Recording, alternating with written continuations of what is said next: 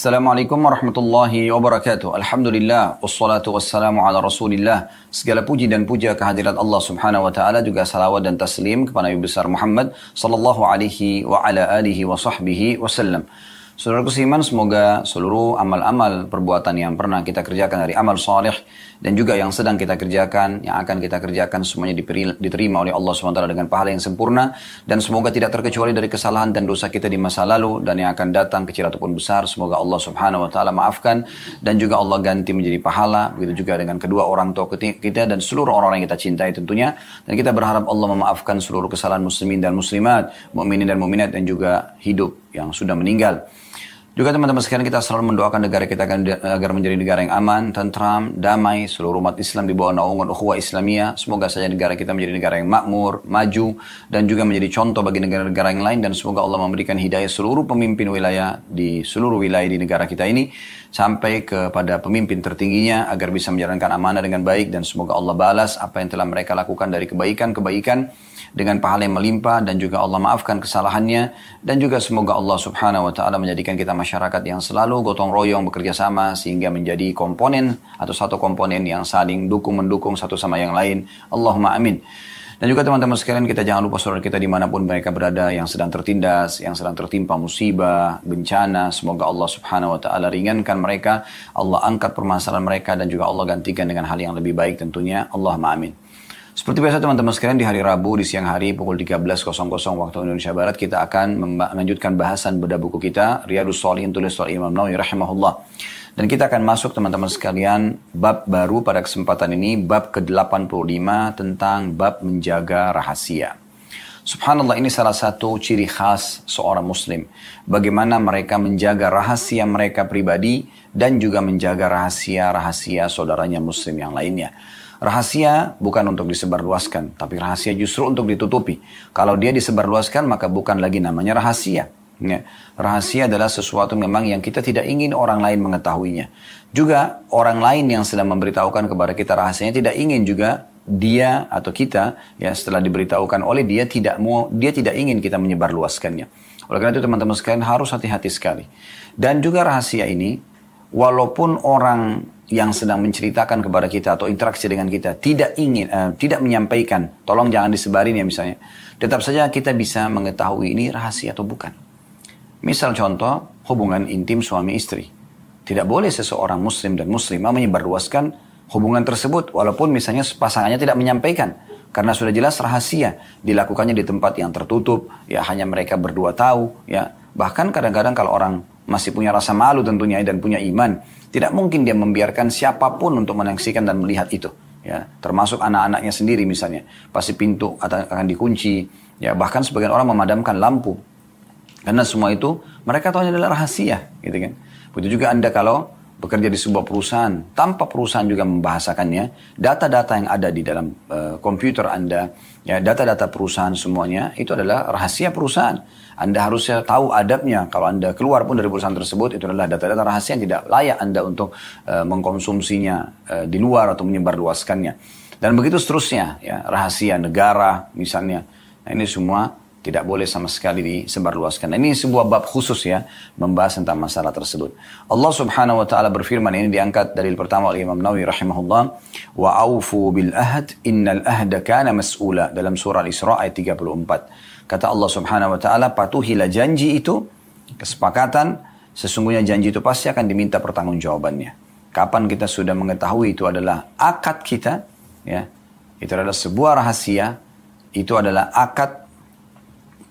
Secara umum dalam ayat ini pun masuk akad kerja misalnya, ya, apapun sifatnya akad maka harus dipatuhi selama tidak ada kemaksiatan di dalamnya. Nah, ini ayat Al-Quran menjelaskan masalah itu. Nah, sebenarnya dalam kesepakatan janji ini bisa saja itu sesuatu yang disepakati, atau memang tadi saya katakan sudah umum diketahui itu adalah sebuah rahasia, ya. Baik, kita masuk ke hadis pertama dalam bab ini. Hadis nomor 690 dari awal belajar berbunyi dari Abu Sa'id Al-Khudri radhiyallahu anhu, beliau berkata, Rasulullah sallallahu alaihi wasallam bersabda, "Inna min asyarrin nasi 'inda Allah manzilatan yawmal qiyamati ar-rajulu yufdi ila al-mar'ati wa tufdi ilayhi thumma yanshur sirraha." Atau thumma yanshuru sirraha. Hadis ini riwayat Imam Muslim.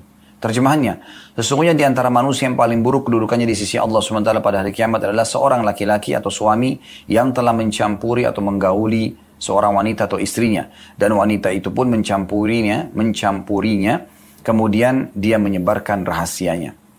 Hadits ini teman-teman sekalian, sebenarnya secara khusus ya bicara tentang masalah rahasia hubungan intim. Sebagaimana tadi saya sudah singgung di awal pembukaannya. Tapi teman-teman sekalian, dia masuk dalam umumnya rahasia.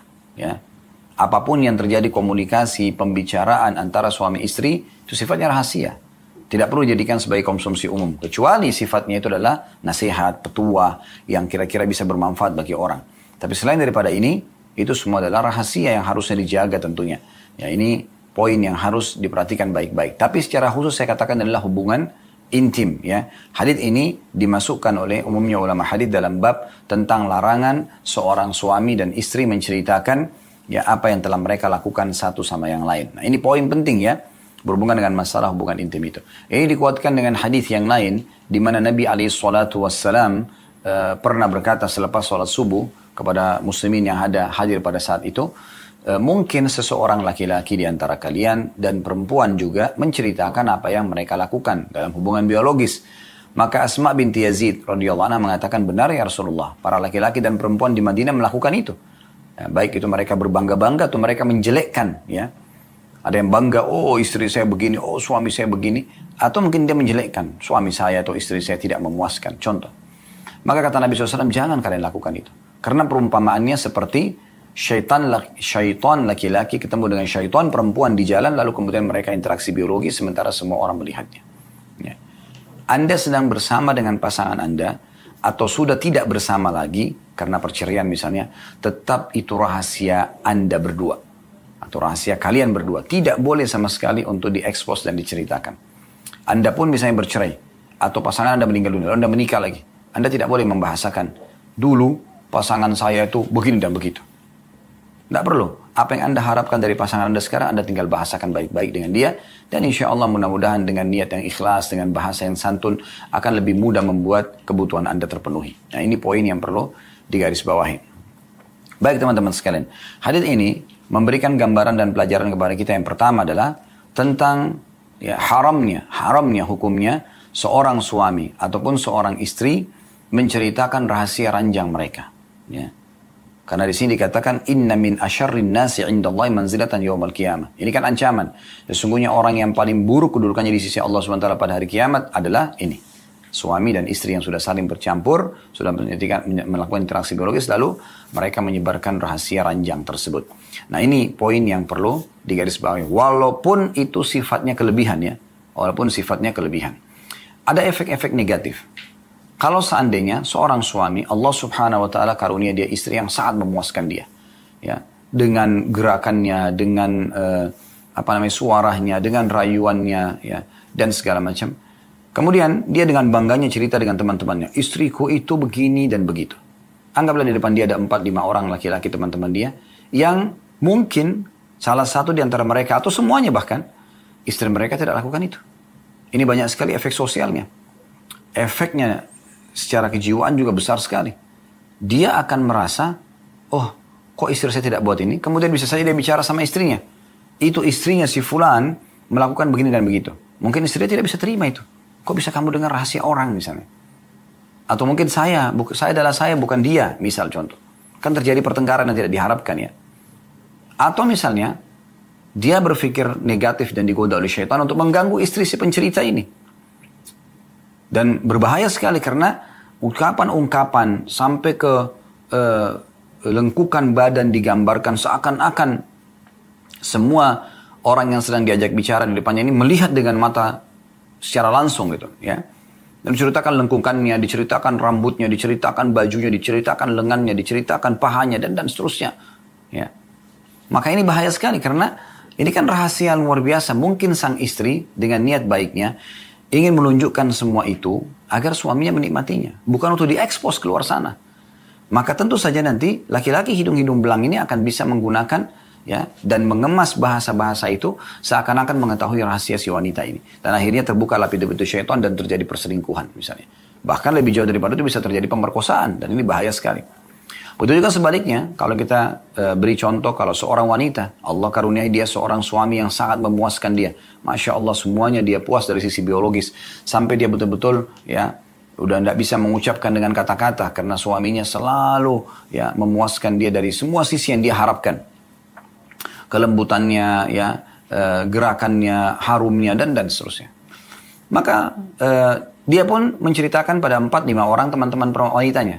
Yang kebetulan mungkin salah satu atau semuanya di antara mereka suaminya tidak seperti itu. Apa yang terjadi? Mungkin tadi salah satu di antara mereka atau mereka akan berbicara pada suami mereka, itu suaminya temanku buat begini dan begitu. Suaminya dia akan marah. Kok kamu tahu tentang rahasia suaminya orang lain? Dan bisa kemana-mana nih. Ya, bahasanya bisa jadi pertengkaran. Atau malah sebaliknya. Mereka yang tergoda oleh syaitan dan tidak punya keimanan atau kurang keimanannya akan menggoda suami si pencerita ini. Terjadilah perselingkuhan. Ya. Dan dia akan menggunakan 1001 jalan ya, untuk menggoda suami si pencerita tadi. Ini kan efeknya bahaya sekali. Jadi selain daripada perbuatan tersebut dosa, karena dia akan menjadi orang yang paling buruk di sisi Allah SWT pada hari kiamat. Dan kita tahu dunia ini sebentar kita akan lalui dan kita semua akan menuju ke hari kiamat. Hampir setiap sholat ya, kita membaca Maliki Yaumiddin, Raja hari ya, pembalasan, hari kebangkitan.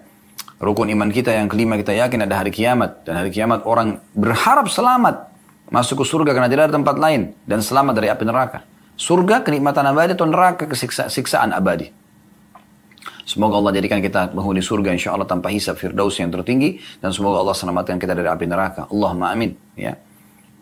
Maka orang ini sangat buruk kedudukannya pada hari kiamat. Hanya karena menceritakan rahasia ini. Anda tetap menjadi status suami istri atau sudah bercerai. Perhatikan baik-baik.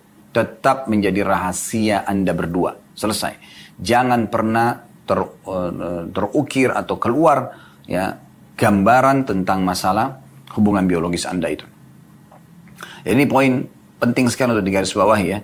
Akan menjadi buruk sekali kedudukannya pada hari kiamat nanti. Baik. Pelajaran yang jadi rusak hubungan Anda sama Allah, Anda berdosa, dan juga merusak hubungan Anda dengan pasangan Anda sebenarnya tanpa Anda sadari, ya gitu. Kemudian pelajaran yang kedua adalah pentingnya seseorang untuk menjaga ya hubungan biologisnya yang sehat tentunya. Sehat artinya mengikuti gambaran dan panduan agama, tidak boleh berhubungan biologis di kemaluan pada saat haid dan nifas, tidak boleh juga memasukkan kemaluan di dubur, ya. Kemudian juga jangan lupa untuk membaca doa yang diajarkan Nabi SAW, karena dengan membaca doa yang Nabi SAW ajarkan, Allah majannibna syaitani wa jannib syaitani ma razaqtana, maka kalau dikaruniai anak tidak akan diganggu oleh syaitan selamanya, gitu kan. Saling memuaskan pasangan, diniatkan ibadah, semua ini adalah bagian komponen daripada hubungan biologis dalam Islam. Kita sangat berbeda dengan orang non-muslim yang tidak pernah tahu masalah kebersihan. Mereka maaf, walaupun buang air besar, buang kecil, mungkin mereka tidak cebok. Kalau kita memang najis, tidak mungkin sholat tanpa cebok misalnya. Kita juga tidak akan mungkin menggauli darah haid dan darah nifas, sementara Allah SWT mengatakan yas'alunaka 'anil mahid qul huwa adzan fa'tazilun nisaa fil mahid, dalam surah Al-Baqarah surah nomor 2 ayat 222, yang artinya ditanyakan kepada Muhammad tentang haid, juga nifas masuk dalamnya. Katakan dia adalah penyakit, ya. Maka jauhilah wanita untuk digauli di kemaluannya di saat itu, ya. Kalau sudah suci itu tidak apa-apa, ya. Dan tentu boleh saja istimta' atau menikmati dengan cara lain, tapi cara lain ini adalah maksudnya tidak boleh meletakkan kemaluan di kemaluan. Kata Aisyah radhiyallahu anha, Nabi SAW kalau ingin menggauli kami sementara kami sedang haid, maka beliau menyuruh menguatkan kain di daerah kemaluan kami atau daerah tempat keluarnya haid, kemudian beliau menggauli kami. Cari kepuasan gitu kan. Nah itu dibolehkan. Nah, tapi ini semua adalah rahasia tentunya. Dan bagaimana seseorang menjaga itu dengan baik. Karena syaitan akan berusaha merusak rumah tangga mulai dari rusaknya hubungan biologis itu. Karena subhanallah kalau hubungan biologis ini baik, maka akan baik rumah tangga itu. Artinya yang lain bisa mudah untuk dilalui. Tapi kalau ini rusak maka akan sangat mengganggu ya hal-hal yang lain dalam rumah tangga itu. Jadi bagaimana seseorang menjaga ini dengan poin-poin yang sudah kami sampaikan tadi. Baik, kita akan masuk teman-teman sekalian hadis yang kedua dalam bab ini, hadis nomor 691. Tentu sekarang kita akan pindah ke poin lain berhubungan dengan contoh menjaga rahasia. Kalau tadi kan hubungan intim yang disebutkan ya. Ini hadis tentang yang disebut diriwayatkan oleh Abdullah bin Umar radhiyallahu anhuma, anna Umar radhiyallahu anhu hina ta'ayyamat, ya.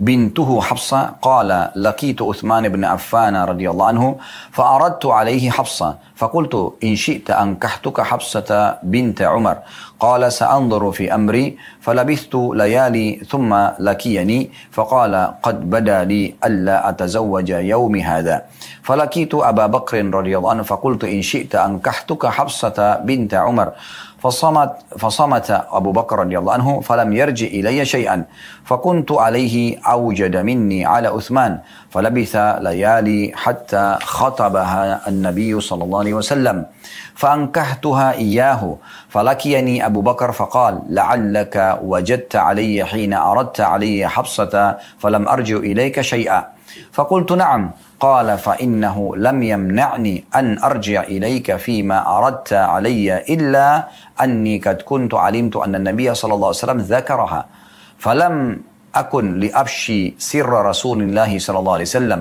ولو تركها النبي صلى الله عليه وسلم لقبلتها. Hadis ini diriwayatkan oleh Bukhari. Terjemahannya, kata Abdullah bin Umar radhiyallahu anhu bahwa Umar bin Khattab radhiyallahu anhu ketika putrinya Hafsah radhiyallahu anha menjanda, dia berkata, kata Umar bin Khattab, aku telah bertemu Uthman bin Affan radhiyallahu anhu. Lalu aku menawarkan Hafsah kepadanya, seraya aku berkata, jika kamu mau, aku akan menikahkanmu dengan Hafsah binti Umar. Uthman menjawab, saya akan memikirkan lebih dulu. Selang beberapa hari, dia menemuiku lalu berkata, saya sudah memutuskan untuk tidak menikah pada saat ini. Kemudian aku pun menemui Abu Bakar radhiyallahu anhu, maka aku berkata, jika kamu menghendaki, aku akan menikahkanmu dengan Hafsah, putri Umar. Maka Abu Bakar radhiyallahu anhu terdiam, tidak menjawab sedikit pun. Aku lebih marah dalam kurung jengkel karenanya daripada penolakan Uthman. Lewat beberapa hari kemudian, Hafsah pun dipinang oleh Nabi SAW. Maka aku pun menikahkannya dengan beliau. Kemudian Abu Bakar menemuiku lalu mengatakan, barangkali, hai Umar, kamu marah kepadaku saat kamu menawarkan Hafsah kepadaku, dan aku tidak menjawab sedikit pun. Maka aku pun menjawab, iya. Lalu Abu Bakar berkata, sesungguhnya tidak ada yang menghalangiku untuk menjawab tawaranmu, kecuali karena aku telah mengetahui bahwa Nabi SAW menyebut-nyebut Hafsah. Aku tidak ingin membuka rahasia Rasulullah SAW. Seandainya Nabi SAW meninggalkannya, tentu aku sudah menerimanya. Hadits ini atau riwayat ini teman-teman sekalian mulia sekali ya. Kita bisa lihat bagaimana ya kisah yang cukup panjang dan pelajaran yang cukup banyak yang bisa kita ambil tentunya dari riwayat ini. Saya akan langsung masuk ke faedah dari hadits dan sekaligus insya Allah seakan-akan kita menjelaskan atau mensyarah daripada hadits ini. Faedah pertama dari hadits adalah bolehnya seorang muslim untuk menawarkan anak perempuannya ke laki-laki soleh. Ya. Jadi kalau dia melihat ternyata ada laki-laki yang layak untuk jadi anak mantunya, untuk menjadi suami anak perempuannya, maka jangan dia ragu untuk menawarkannya. Di sini kita bisa lihat sikap Umar radhiyallahu anhu di saat Hafsah anaknya menjanda, dia tidak menunggu. Dia langsung ya setelah masa iddahnya lepas ya atau lewat, maka dia menawarkan kepada orang-orang terbaik dari umat ini. Yang pertama ditawarkan adalah Uthman bin Affan. Ada alasannya tentu radhiyallahu anhu. Ini bukan karena kekayaan Uthman, tapi ada beberapa riwayat dari Nabi SAW di mana Nabi SAW mengatakan, wahai kaum muslimin, ya nikahkanlah anak kalian dengan Uthman bin Affan, karena aku tidak menikahkan dia dengan kedua anak perempuanku, Ruqayyah dan Ummu Kalthum, kecuali karena wahyu dari Allah. Jadi tidak ada mungkin di antara umat ini yang khusus wahyu turun untuk menyuruh kita menikahkan anak perempuan kita dengan ya Uthman bin Affan. Andai pun kita hidup di masa itu, maka tentu kita pun ya akan menawarkan anak perempuan kita dengan Uthman karena adanya hadis ini. Lalu kemudian Uthman menolak pada saat itu, kemudian ditawarkanlah kepada Abu Bakar, dan Abu Bakar pun terdiam, belum memberikan jawaban tentunya, dan sudah dijelaskan dalam hadits ini, karena memang Nabi SAW sudah menyebut-nyebut Hafsah. Tapi pelajaran pertama yang bisa kita ambil, bagaimana seorang muslim boleh, ya bahkan satu hal yang sangat positif, untuk sibuk mencarikan jodoh yang baik, laki-laki soleh untuk anak perempuannya. Tentu boleh juga ini terjadi mencari anak perempuan yang salihah untuk anak laki-lakinya, ya. Jadi memang ini poin penting bagi sebagian atau bagi orang tua, karena sebagian dari orang tua tidak peduli dengan masalah ini. Dia membiarkan anaknya memilih sendiri, dan akhirnya kalau anaknya soleh atau salihah, Pasti dia akan juga menuju ke sana. Tapi kalau tidak, maka mungkin dia akan ya terpengaruh dengan teman-temannya dan mencari pasangan yang tidak layak sama sekali untuk menjadi panduan hidup. Hanya sekedar tertarik secara fisik, hanya karena sekedar suka-sukaan. Atau na'udzubillah mungkin ada yang hamil duluan sebelum nikah ya. Maka ini hal-hal yang sangat negatif. Oleh karena ini pelajaran penting sekali. Bagaimana sosok orang tua, ibu dan ayah tidak melepas anaknya sampai bahkan dalam pernikahannya. Dan bukan hanya sekedar pada saat dia gadis dan bujang. Tapi di sini kasus Hafsah adalah sudah menjanda. Ayahnya, walihnya sibuk untuk mencarikan orang-orang saleh. Ya. Dan saya sudah bilang tadi, mencari yang terbaik dari umat ini diambil daripada dua figur ini, Utsman bin Affan dan Abu Bakar radhiyallahu anhu. Padahal sebenarnya banyak orang yang sepadan umurnya dengan Hafsah, tapi Umar bin Khattab mencari orang yang terbaik untuk anak gadisnya atau anak perempuannya. Nah, di sini sudah janda ya. Pelajaran yang kedua dari hadis yang bisa diambil adalah bolehnya seorang muslim menerima atau menolak lamaran. Bolehnya seorang muslim menerima atau menolak lamaran ya. Di sini Utsman bin Affan ya, langsung memberikan jawaban setelah beberapa hari memikirkan dan merenungi penawaran Umar bin Khattab. Kemudian dia memberikan jawaban kalau dia tidak mau untuk menikah di saat itu. Dan ini bahasa yang sangat santun ya. Sebenarnya dia tidak, mungkin dia tidak cocok, mungkin dia memang belum ingin menambah istri mungkin ya. Walaupun poligami terjadi pada masa itu ya, dan memang umum terjadi di kalangan para sahabat. Yang di saat itu Utsman bin Affan punya istri, Abu Bakar punya istri, dan Hafsah ditawarkan oleh Umar bin Khattab untuk anaknya untuk menjadi melalui hidupan poligami ya. Jadi di sini bolehnya seorang muslim menolak lamaran ya. Kemudian pelajaran yang ketiga yang bisa diambil adalah bolehnya seseorang mendahulukan poligami dari monogami. Karena Umar bin Khattab menawarkan anaknya Hafsah untuk poligami ya. Dia lihat maslahat dan mudaratnya. Karena banyak orang kadang-kadang berpikir, tidak, anak saya lebih baik nikah sama bujang saja, gitu kan. Karena sebenarnya belum tentu bujang lebih baik daripada orang yang sudah beristri, gitu kan. Yang penting tentunya orang yang layak dan saleh, gitu kan. Juga punya transparansi dalam masalah pernikahannya, ya. Bukan tentu sembunyi-sembunyi, ya. Ini juga pelajaran. Pelajaran yang keempat yang bisa diambil adalah bolehnya ya seseorang atau harusnya seseorang untuk menjaga rahasia saudaranya muslim ya. Dan ini jadi pelajaran kita bagaimana sikap Abu Bakar radhiyallahu anhu. Rupanya sebelum dia ditawarkan oleh Umar bin Khattab agar menikahi Hafsah, karena pada saat kalau itu Abu Bakar siap pada saat itu, maka dinikahkan langsung oleh Umar, gitu kan. Bisa langsung jadi istrinya. Tapi Abu Bakar tidak berbicara apa-apa. Kenapa? Ada alasannya disebutkan dalam akhir hadis ini. Karena dia mengatakan Nabi SAW menyebut Hafsah. Nah, perlu kita garis bawahi, penyebutan Nabi SAW terhadap nama seorang wanita, itu berarti beliau ingin menikahinya, gitu kan. Jadi di sini Hafsah kasusnya, karena disebutkan Hafsah berarti pernah penyebutan tentang masalah akan menikah. Dan terbukti betul, beberapa hari saja lewat dari diamnya Abu Bakar, maka Nabi SAW pun menikahi Hafsah. Dan di sini alasan Abu Bakar kenapa dia tidak ingin memberikan jawaban kepada Umar, karena dia sudah tahu lamaran Nabi akan datang. Dan dia biarkan saja Nabi SAW yang menyampaikan kepada Umar, bukan dia yang menyampaikannya kepada Umar, gitu kan, untuk menjaga rahasia Nabi SAW, karena ternyata ini adalah pembicaraan antara Nabi SAW dengan Abu Bakar pada saat itu. Dianggaplah misalnya Abu Bakar ini si A, Nabi SAW si B. Si B berbicara dengan si A, saya ingin melamar si C, Hafsah di sini posisinya, gitu kan. Maka posisi Abu Bakar di sini subhanallah, bukan karena dia lihat kesempatan nih, Hafsah janda, dia nikahi duluan, enggak. Tapi Nabi SAW sudah lebih dulu mengucapkannya dan dianggapnya sebuah rahasia seorang muslim. Dia punya harapan, dia ingin menikahi Hafsah. Maka Abu Bakar pun menahan diri dan lebih mendahulukan Nabi SAW. Selain beliau memang Nabi, ini berlaku pada umumnya kita. Artinya kalau ada seorang muslim dan saudaranya muslim lebih berharap untuk menikahinya, silahkan. Didahulukan saja. Gitu kan. Karena di sini kata Abu Bakar, kalau seandainya Nabi SAW tidak menikahinya, aku akan menikahinya. Karena di sini Abu Bakar memang diajak bicara oleh Nabi SAW bahwasanya Nabi akan menikahi Hafsah.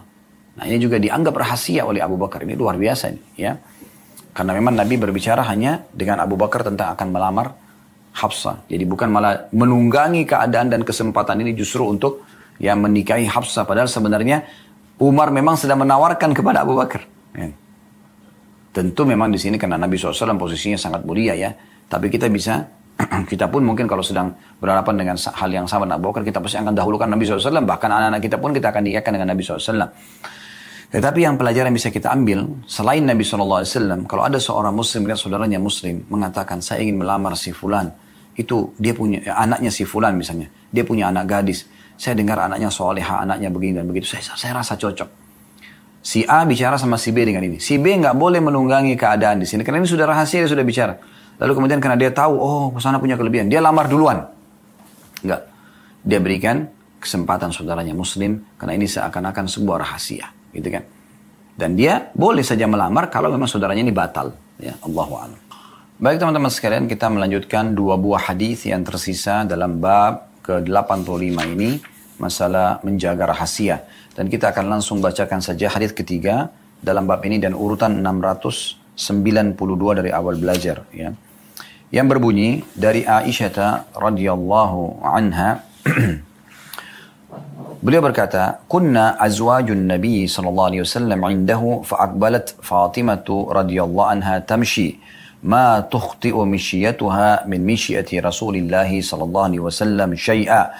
فلما رآها رحب بها وقال مرحبا بابنتي ثم أجلسها عن يمينه أو عن شماله ثم سارها فبكت بكاء شديدا فلما رأى جزعها سارها الثانية فضحكت فقلت لها خصك رسول الله صلى الله عليه وسلم من بين نسائه بالسرار ثم أنت تبكين فلما قام رسول الله صلى الله عليه وسلم سألتها ما قال لك رسول الله صلى الله عليه وسلم قالت ما كنت لأبشي على رسول الله صلى الله عليه وسلم سره فلما توفي رسول الله صلى الله عليه وسلم قلت عزمت عليك بما لي عليك من الحق لما حدثتيني ما قال لك رسول الله صلى الله عليه وسلم فقالت أما الآن فنعم أما حين سارني في المرة الأولى فأخبرني أن جبريل كان يعارضه القرآن في كل سنة مرة أو مرتين وأنه أعرضه الآن مرتين وإني لا أرى الأجل إلا قد اقترب فاتق الله واصبري فإنه نعم السلف أنا لك فبكيت بكائي الذي رأيت فلما رأى جزعي سارني الثانية فقال يا فاطمة أما ترضون أن تكوني سيدة نساء المؤمنين أو سيدة نساء هذه الأمة فضحكت ضحك الذي رأيت. Terjemahannya, kata Aisyah radhiyallahu anha, kami para istri Nabi SAW berada di samping beliau suatu hari. Tiba-tiba Fatimah radhiyallahu anha datang berjalan. Cara berjalannya tidak berbeda sedikit pun dengan Rasulullah SAW. Maksudnya cara jalan Nabi SAW. Tak kala beliau, Nabi SAW melihat Fatimah, beliau menyambutnya dan berkata, selamat datang wahai putriku. Kemudian beliau mendudukkannya di samping kanan beliau atau di samping kiri beliau. Kemudian beliau SAW membisikkan kepada Fatimah sesuatu. Maka Fatimah pun tiba-tiba menangis dengan tangisan yang sangat keras. Tak kala beliau melihat kesedihannya, beliau, Nabi SAW, membisikkan lagi untuk kali yang kedua. Dan Fatimah pun tertawa atau tersenyum. Maka aku berkata kepada Fatimah, Rasulullah SAW telah mengistimewakanmu dengan rahasia-rahasia di antara para istri beliau. Kemudian kamu pun menangis. Tak kala Rasulullah SAW telah beranjak pergi, maka aku menanyakan kepada Fatimah, apa yang telah dibisikkan oleh Rasulullah SAW kepadamu? Maka Fatimah berkata, ya, aku tidak akan menyebarluaskan rahasia Rasulullah SAW atau membuka rahasia Rasulullah SAW. Karena Nabi tadi membisikkannya berarti tidak ingin orang lain tahu. Ketika Rasulullah SAW telah wafat, aku berkata, aku bersumpah, kata Aisyah kepada Fatimah, aku bersumpah atasmu, ya, karena aku memiliki hak atas dirimu, kamu belum menceritakan kepadaku apa yang, atau kamu harus menceritakan apa yang telah dikatakan oleh Rasulullah SAW kepadamu. Maka Fatimah mengatakan, kalau sekarang, karena Nabi SAW sudah meninggal, baiklah. Pada bisikan pertama, beliau SAW memberitahukan kepadaku bahwa Jibril senantiasa mengulangi bacaan Quran kepada beliau sebanyak 1 kali atau 2 kali dalam setiap tahun. Dan sekarang, Jibril mengulanginya 2 kali sekaligus. Ya. Maka kata Nabi SAW, dan aku menduga ajalku telah dekat. Maka bertakwalah kepada Allah wahai Fatimah dan bersabarlah. Maksudnya bila aku meninggal nanti. Sesungguhnya aku adalah sebaik-baik pendahulu untukmu. Maka Fatimah mengatakan, aku pun menangis dengan tangisan yang telah engkau saksikan. Tak kala beliau SAW melihat kesedihanku, maka beliau pun membisikkan yang kedua kali seraya mengatakan, wahai Fatimah, tidakkah kamu rela dan ridho kalau kamu menjadi penghulu bagi para wanita kaum mukminin atau penghulu para wanita umat ini nanti di surga? Maka aku pun tertawa sebagaimana yang telah engkau lihat. Hadis ini riwayat Bukhari Muslim dan lafadznya adalah lafadz Imam Muslim. Riwayat yang cukup panjang tadi, 692 ini, memberikan pelajaran yang banyak sekali kepada kita. Langsung saja kita masuk ke pelajaran, faidahnya sekaligus penjelasan sebagaimana tadi hadis sebelumnya ya. Faedah pertama dari hadis ya adalah pentingnya seseorang memuliakan anak perempuannya. Ya. Pentingnya seseorang memuliakan anak perempuannya. Jadi subhanallah, anak perempuan ini punya kedudukan khusus ya. Walaupun memang tidak boleh kita bedakan dengan anak laki-laki. Tetapi cukup banyak dalil-dalil syar'i yang menjelaskan kalau anak perempuan punya kedudukan yang luar biasa. Kata Nabi SAW, siapa yang dikaruniahi anak, atau 2 atau 3 orang anak perempuan, lalu dia mendidiknya dengan baik, dia mengurusnya, ya, dia menikahkannya atau sampai menikah, ya, kecuali akan menjadi hijab baginya dari api neraka atau akan menjadi penyebab dia masuk ke dalam surga, gitu kan? Jadi memang memuliakan anak-anak ini penting, ya, memuliakan mereka. Ya, jangan sampai karena anak, sering dibentak, sering dimarahin. Tidak, memuliakan anak-anak penting sekali, terutama anak perempuan, karena mereka dominan perasaan. Tentu sekali lagi kita harus adil pada anak-anak ya. Tetapi di sini karena kasusnya adalah Fatimah radhiyallahu anha, Nabi SAW memuliakannya. Di depan para istrinya pun pada saat para istri sedang duduk bersama Nabi SAW, maka Fatimah masuk dan langsung Nabi SAW menyambutnya sambil mengatakan, marhaban ya benati, selamat bertemu wahai ya anak perempuanku. Lalu Nabi SAW dudukkan secara khusus di sebelah Nabi SAW dan dikatakan sebelah kanan atau sebelah kiri. Jadi pelajaran pertama, faedah pertama adalah bagaimana pentingnya seorang muslim memuliakan anak-anak mereka. Ya, tentu di sini memuliakan artinya memberikan hal-hal yang baik kepada mereka. Bukan ya memberikan kesempatan anak-anak untuk mengatur orang tuanya. Ini keliru ya. Karena ada sebagian orang tua, mereka malah memberikan peluang agar anak-anaknya bahkan masih di bawah umur untuk mengatur orang tuanya. Saya berapa kali bertemu dengan jemaah, ada di antara mereka yang sudah berumur 30 tahun, 40 tahun. Anaknya umur 7 tahun, 8 tahun. Tapi setiap kali mau pergi ke satu tempat, bagaimana bang? Bagaimana kak? Ya. Anak yang ditanya, mau nggak pergi ke sana? Untuk apa ditanya anak seperti ini? Harusnya Anda sebagai orang tua membiasakan mereka ikut dengan Anda, bukan Anda yang ikut dengan mereka. Gitu kan? Sama juga dengan penawaran makanan, sering kami bahasakan ini. Jadi dalam menawarkan makanan, dalam menyajikan makanan, sajikan saja. Dan mengatakan, nak, ini adalah rezeki dari Allah, kita nikmati bismillah, dan bersyukur setelah itu.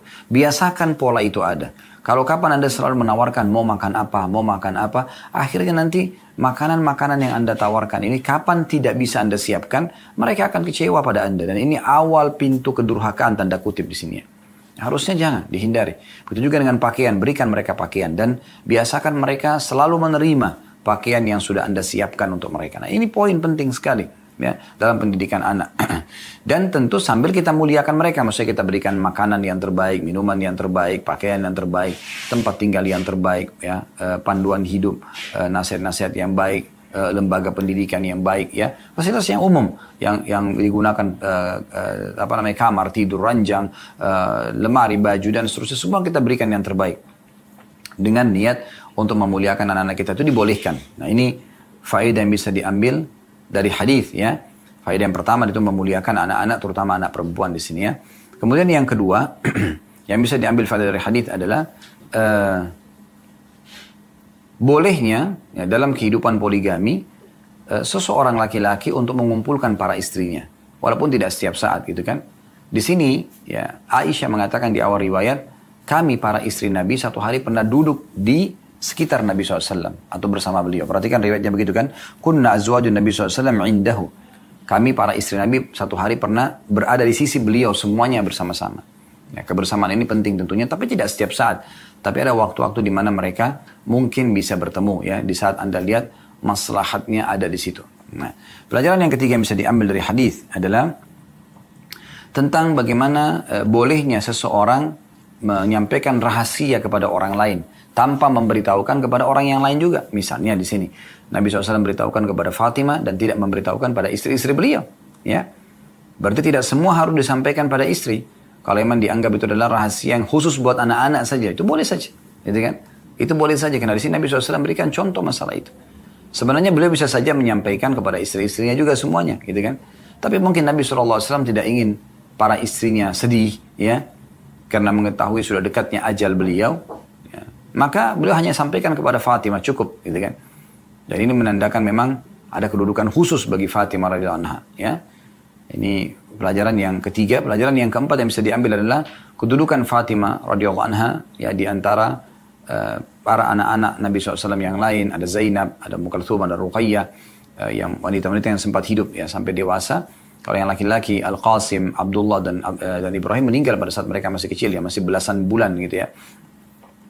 Nah, kalau di antara anak-anak Nabi SAW, maka Nabi SAW mengkhususkan Fatimah. Ini mirip dengan bagaimana Nabi Yaqub alaihissalam mengkhususkan Yusuf. Pengkhususan sini maksudnya adalah ada hal-hal mungkin karena khidmah, karena keramahan, karena apa segala macam. Maka anak-anak ini punya kelebihan khusus gitu.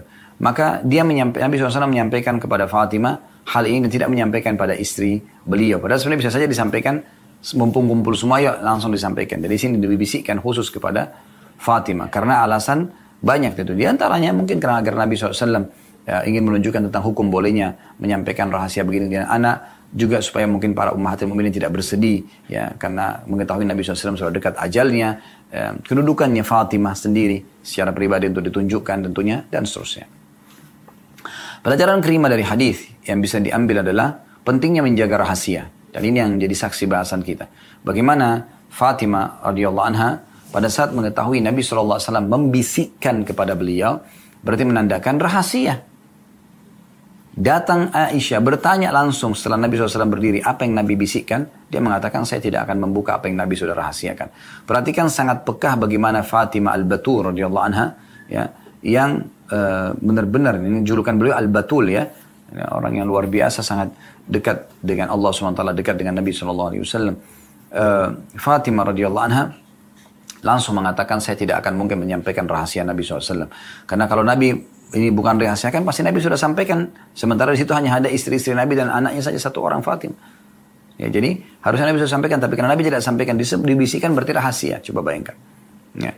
Kalau ada yang menyebutkan kepada Anda melalui secara langsung lisannya atau melalui tulisan, ketik ini rahasia misalnya, maka tidak boleh Anda beberkan, gitu kan? Tidak boleh Anda beberkan. Ya, karena ada sebuah hadis yang mulia, ya. Hati-hati sekali kata Nabi SAW, siapa yang sengaja mencari-cari aib saudara muslim, bahkan menyebarkan rahasianya, maka Allah pun akan membongkar rahasia dia, ya, atau aib dia walaupun dari dalam rumahnya. Maka ini poin penting, ya, gitu. Dan ini jadi saksi bahasan kita. Kemudian pelajaran yang selanjutnya yang keenam adalah bagaimana Nabi SAW, ya, mengetahui dan merasakan kalau ajal beliau akan dekat atau sudah dekat, ya. Jadi ini adalah tanda-tanda di mana Nabi SAW mengetahui, oh ternyata dengan seringnya Al-Quran diulangi, tadinya setahun sekali atau setahun dua kali, maka sekarang bisa langsung 2 kali selalu berturut-turut, maka berarti menandakan ajal sudah dekat, ya. Dan seorang mukmin memang harus selalu yakin dengan ajal yang sudah dekat, ya, tanpa harus berangan-angan terlalu berlebihan ke depan. Selama Allah berikan dia umur di hari ini, maka sering kami bahasakan hari ini adalah hari emas Anda, maksimalkan, ya. Kalau masa lalu Anda penuh dengan dosa, tinggal Anda bertobat di hari ini, maka Anda akan selamat tentunya. Kalau masa lalu Anda penuh dengan amal soleh, maka sekarang hari ini perbanyak amal soleh tambahan, agar nanti bisa meninggikan derajat Anda di surga. Pelajaran yang ketujuh yang terakhir adalah bagaimana kedudukan Fatimah radhiyallahu anha kalau beliau akan menjadi sayyidatu hadil ummah, ya, atau pemimpin seluruh wanita mukmin atau seluruh umat ini, wanita umat ini. Ini kedudukan yang luar biasa, ya. Ini pelajaran terakhir bagaimana Fatimah radhiyallahu anha dinobatkan, dan ini melalui wahyu kalau dia adalah pemimpin wanita-wanita umat ini atau umat Islam. Dan ini juga dikuatkan dengan hadis yang lain kalau Nabi SAW mengatakan pemimpin para wanita di surga adalah disebutkan ibunya Fatimah itu Khadijah, kemudian Fatimah, Maryam, kemudian Asia. Jadi 4 wanita ini termasuk orang-orang yang mulia dan pemimpin para wanita di surga. Baik, hadis terakhir teman-teman sekalian dalam bab ini, hadis nomor 693. Yang berbunyi dari Thabit, dari Anas radhiyallahu anhu, beliau berkata, "Ata aliyya Rasulullah sallallahu alaihi wasallam wa ana al'abu ma'al gilman, fasallama alaina faba'athani ila haja, fa'abta'tu ala ummi, falamma ji'tu قالت ما حبسك قلت بعثني رسول الله صلى الله عليه وسلم لحاجة قالت ما حاجته Qultu innaha sir. Qalat la tukhbiranna bisirri Rasulillah sallallahu alaihi wasallam ahada. Qala Anas, wallahi law haddathtu bihi ahadan la haddathtuka bihi ya Thabit. Hadis ini diriwayatkan Muslim dan Imam Bukhari meriwayatkannya secara ringkas. Terjemahannya, kata Anas ya, pada saat itu menceritakan pada Thabit. Thabit ini seorang ya sahabat atau teman dekatnya Anas. Anas mengatakan, aku pernah didatangi oleh Rasulullah SAW. Ketika itu aku bermain-main dengan anak-anak kecil, karena memang beliau masih kecil pada saat itu. Lalu Nabi SAW mengucapkan salam kepada kami dan menyuruh aku untuk satu keperluan beliau. Akhirnya aku pun terlambat pulang kepada ibuku karena sibuk membelikan hajat-hajat Nabi SAW. Ketika aku pulang, ibuku bertanya, apa yang telah membuatmu terlambat balik? Maka aku berkata, aku telah disuruh oleh Rasulullah SAW untuk membeli suatu keperluan. Lalu ibuku bertanya, apa keperluan beliau? Aku menjawab, itu rahasia. Maka ibuku berkata, jangan memberitahukan rahasia Rasulullah SAW kepada siapapun. Lalu Anas berkata, demi Allah, seandainya aku memberitahukan kepada seseorang, tentu akan memberitahukan kepadamu, wahai Thabit. Thabit adalah sahabat dekat ya Anas radhiyallahu anhu majma'in. Baik, hadis ini teman-teman sekalian adalah hadis terakhir dalam bab ke-85 tentang masalah bab menjaga rahasia. Kita akan langsung masuk ke faidahnya dan juga sekaligus ya penjelasan tambahan daripada atau syarah daripada hadis ini. Pelajaran pertama tentang pentingnya seseorang bermuamalah ya sebagai seorang muslim baik ya dengan orang yang seumur dengan dia ataupun dengan anak-anak. Nabi SAW dalam beberapa kali dikatakan mengucapkan salam kepada orang dewasa, laki-laki, perempuan, anak-anak. Nah di sini anak-anak juga diucapkan salam oleh Nabi SAW. Dan juga Nabi SAW melibatkan anak-anak dalam banyak aktivitas, gitu kan? Jadi jangan sampai kita menganggap remeh kecuali memang dia belum menguasainya. Tapi di saat dia menguasai sebuah bidang, jangan melihat umur. Bukankah Nabi SAW mengangkat Usama bin Zaid di umur 17 tahun untuk memimpin pasukan perang di akhir hidup Nabi SAW? Dalam pasukan ada Abu Bakar, ada Umar, ada Uthman, ada Ali, ada sahabat-sahabat Nabi yang senior. Bukankah Nabi SAW pernah ya melibatkan beberapa orang sahabat dalam perang Uhud karena mereka punya keterampilan dalam berperang seperti Rafi ibn Khadij radhiyallahu anhu yang umurnya masih berapa belas tahun, pada satu antara 13 atau 14 tahun karena dia ahli dalam memanah ya seingat saya, maka diloloskan oleh Nabi SAW dan ada beberapa sahabat-sahabat Nabi yang lain seperti itu. Jadi kita perlu melibatkan anak-anak kita terutama kalau memang mereka terlihat dewasa, terlihat bijaksana, boleh kita libatkan dalam menyelesaikan hajat-hajat kita atau kita menyampaikan rahasia. Pelajaran yang kedua, pentingnya mengucapkan salam kepada semua muslim tuh, termasuk anak-anak. Nah ini kenapa kita singgung teman-teman sekalian, karena banyak diantara orang tua masuk ke dalam kamar anaknya, salam aja enggak, langsung to the point berbicara. Telepon anaknya juga sama, langsung to the point, tidak mengucapkan salam. Suami istri tidak pernah salam. Ya. Oh, anak juga pada orang tua karena terbiasa orang tua yang didik tidak mengucapkan salam, maka tidak juga mengucapkan salam. Teman dengan temannya, bawahan sama atasan, atasan sama bawahan.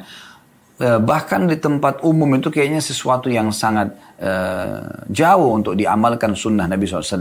Karena Nabi SAW mengatakan untuk ditanya, amalan apa dalam Islam yang sangat baik? Kata Nabi SAW, engkau memberikan makan kepada orang-orang dan engkau ucapkan salam kepada orang yang kau kenal dan kau tidak kenal. Kita harus hidupkan salam ini. Assalamualaikum, artinya semoga keselamatan dunia akhirat untuk kalian. Warahmatullah, dan semoga rahmat Allah, maksudnya di sini adalah rezeki. Ya selalu melimpah untuk kalian. Wabarakatuh, dan semoga Allah berkahi atau menjadikannya sebagai hal yang cukup ya buat kalian. Bayangkan kalau suami istri saling mendoakan seperti ini. Assalamualaikum warahmatullahi wabarakatuh. Semoga keselamatan dunia akhirat selalu bersamamu. Kemudian semoga rezeki Allah melimpah untukmu. Semoga selalu engkau tercukupi. Lalu si istri menjawab atau suami jawab, waalaikumsalam warahmatullahi wabarakatuh. Semoga juga untukmu kebahagiaan dunia akhirat. Semoga juga untukmu rezeki. Semoga juga untukmu keberkahan atau kecukupan. Ini luar biasa. Dalam sehari berapa kali kita komunikasi via WA, tulisan ataupun via voice, suara telepon misalnya. Begitu juga dengan orang ketemu dengan orang lain. Bahkan kata Nabi SAW mengucapkan kalau dua orang muslim jalan, ya, kemudian mereka dipisahkan oleh batu ataupun pohon, maka yang paling baik yang memulai salam atau sebaiknya mereka mengucapkan salam. Ini luar biasa. Berarti bayangkan kalau kita lagi jalan, ya, mungkin di situ ada beberapa pohon yang kita lewatin. Berarti berapa kali kita ucapkan salam? Kan begitu. Apalagi pahalanya Assalamualaikum 10, warahmatullahi 10, wabarakatuh 10. Begitu yang disebutkan dalam hadis Nabi SAW. Di sini dikatakan, diambil dari potongan hadis, waktu Anas mengatakan, aku sedang bermain dengan anak-anak dan Nabi SAW datang, lalu fasallama alaina. Lalu beliau mengucapkan salam kepada kami. Baik, pelajaran yang ketiga, bolehnya seseorang mendahulukan Nabi SAW ya, dari kedua orang tua. Khusus Nabi SAW ya. Kalau orang lain tidak boleh. Jadi kalau Nabi SAW boleh kita dahulukan. Karena beliau adalah orang yang paling mulia yang harus kita dahulukan. Gitu kan. Pernah Umar bin Khattab mengatakan, ya Rasulullah, aku mencintai anda melebihi apapun dan siapapun kecuali diriku. Kata Nabi SAW, tidak bisa ya Umar. Sampai aku juga lebih engkau cintai dari dirimu sendiri.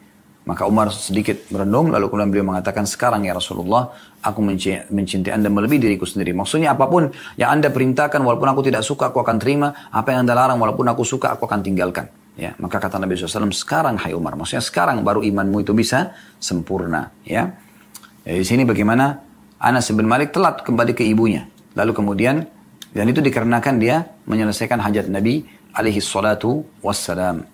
Pelajaran selanjutnya yang keempat yang bisa diambil adalah bagaimana seseorang penting untuk menjaga rahasia, ya.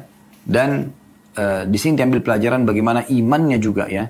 Ibunya Anas, ya. Dan Anas bin Malik ini ibunya wanita yang mulia, ya. Kalau anda sudah tahu, alhamdulillah. Kalau belum tahu, namanya atau julukannya Ummu Sulaim atau julukannya Rumaisa atau Gumaisa radhiyallahu anha. Ini salah satu wanita yang dijamin masuk surga. Dia yang membawa Anas ibn Malik, anaknya, ke Nabi SAW dan meminta agar Nabi menjadikannya sebagai pembantu. Dan Anas ibn Malik menjadi pembantu 10 tahun di rumah Nabi SAW. Anas inilah yang meriwayatkan hadis yang mengatakan, saya menjadi pembantu di rumah Nabi SAW 10 tahun, dari umur 9 tahun sampai 19 tahun. Belum pernah saya temukan Nabi SAW berkata kasar ataupun memukul para istri dan pembantunya. Jadi ini luar biasa gitu. Memang ini ibu dan anak yang luar biasa. Ya. Dua-duanya Allah karuniai kemuliaan karena berbuat baik pada Nabi SAW. Di sini, ya, ibu ini sebagai posisi ibu. Tapi pada saat anaknya mengatakan, inilah rahasia Rasulullah. Maka langsung dia menimpali dengan keimanannya. Hai anakku, hai Anas, jangan pernah engkau membuka rahasia Rasulullah SAW. Dan terakhir, pelajaran yang bisa kita ambil yang kelima mungkin ya, adalah pentingnya seseorang menjaga rahasia selama dia hidup. Ya. Bagaimana di sini Anas bin Malik mengatakan, hai Thabit, kalaupun saya akan ceritakan rahasia yang Nabi suruh beli atau ada hajat Nabi itu, maka engkau adalah orang yang paling layak untuk aku ceritakan. Artinya aku tidak akan ceritakan. Dan disuruh itu dijaga, ditutupi selama hidup. Dan kalau orang itu sudah meninggal dan itu dianggap adalah satu kebaikan, boleh kita sampaikan karena Fatimah menyampaikan apa yang Nabi SAW bisikkan setelah Nabi SAW meninggal dunia. Allahu a'lam. Ini bahasan kita insyaAllah. Kalau benar dari Allah, kalau salah dari saya mohon dimaafkan. Subhanakallahumma bihamdika. Asyhadu an la ilaha illa anta astaghfiruka wa atubu ilaik. Wassalamualaikum warahmatullahi wabarakatuh.